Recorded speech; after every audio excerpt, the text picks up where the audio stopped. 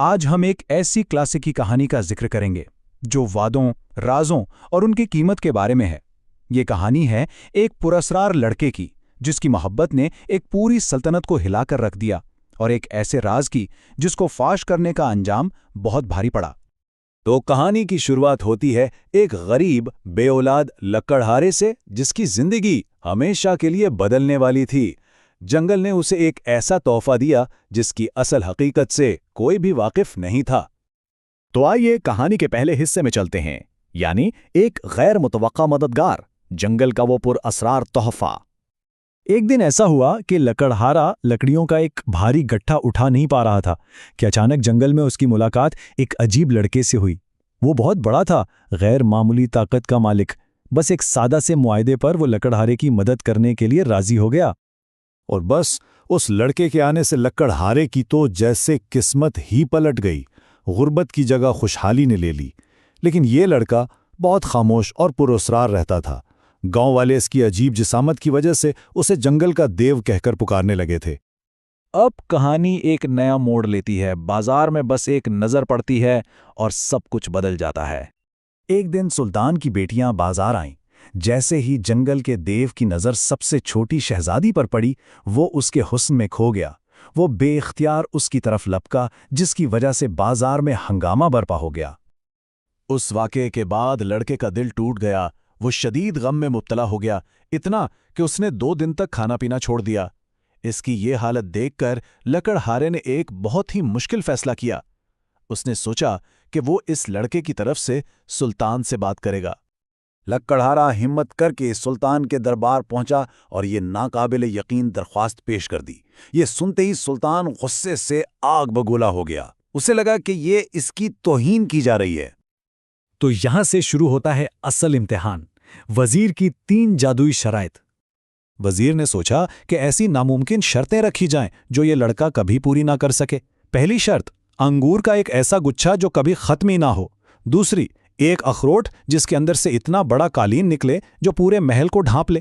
اور تیسری، راتوں رات سلطان کے محل سے بھی بڑا ایک نیا محل تعمیر کرنا۔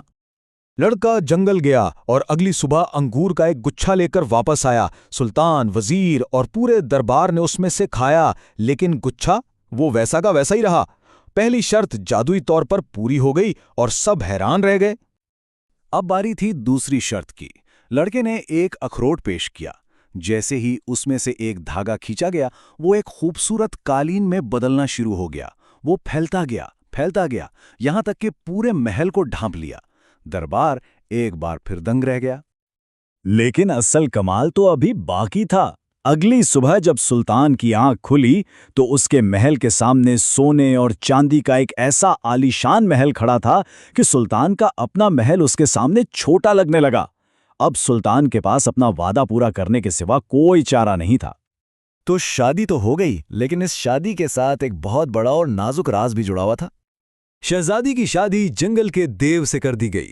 اپنی شادی کی رات وہ خود کو ایک سادہ سی جھونپڑی میں پا کر بہت مایوس ہوئی، ایک ایسے شوہر کے ساتھ جسے وہ بدصورت سمجھتی تھی۔ لیکن جیسے ہی رات ہوئی سب کچھ بدل گیا۔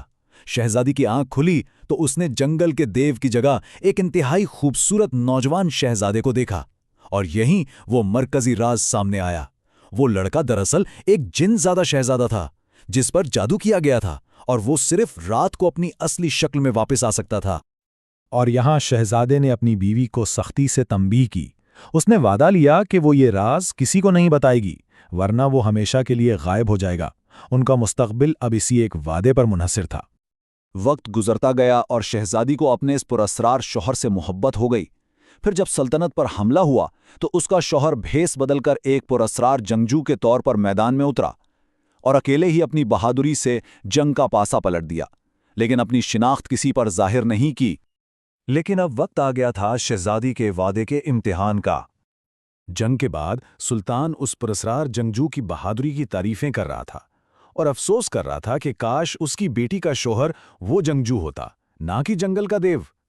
یہی وہ لمحہ تھا جب شہزادی فخر اور دوسروں کے تانوں کی وجہ سے اپنا وعدہ توڑنے کے بہت قریب آ گئی۔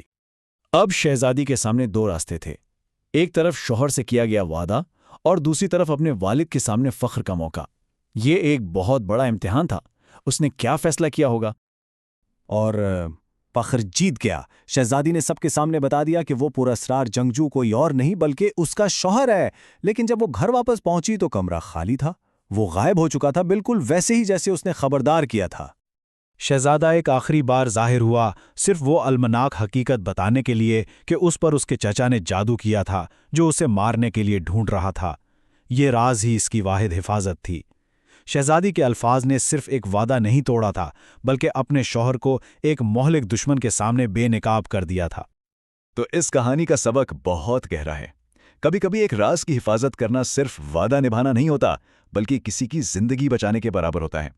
یہ کہانی بتاتی ہے کہ ایک لفظ کی قیمت بعض اوقات اتنی زیادہ ہو سکتی ہے جس کا ہم تصور بھی نہیں کر سکتے.